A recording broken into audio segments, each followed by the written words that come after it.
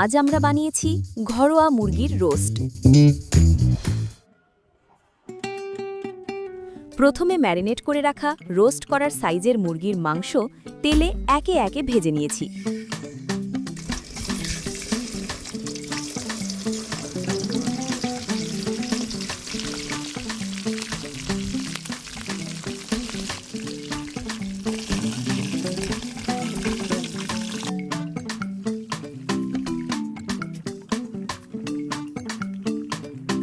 মাংস ভাজা হয়ে গেলে ওই তেলেই দিয়েছি পেঁয়াজ কুচি।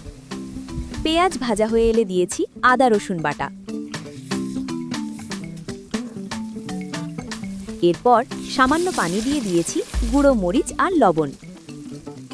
তার সাথে দিয়েছি 18 পদের মশলার মিক্স গুঁড়া। সব কিছু ভালো করে নেড়েচেড়ে নিয়েছি। এরপর দিয়েছি বাদাম বাটা। বাদাম বাটা দেওয়াতে গ্রেভিতে একটা সুন্দর সাদা রং এসেছে। এরপর টমেটো পেস্ট দিয়ে সবকিছু ভালোভাবে কষিয়ে আরও একটু পানি দিয়েছি। এবার সেই ভাজা মাংসগুলো দিয়ে ঢাকনা দিয়ে ঢেকে কিছুক্ষণ রান্না হতে দিয়েছি।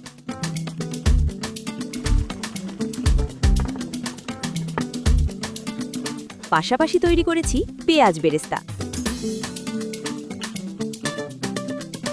শেষে ঢাকনা তুলে পেঁয়াজ বেরেস্তা দিয়েই রান্না শেষ করেছি।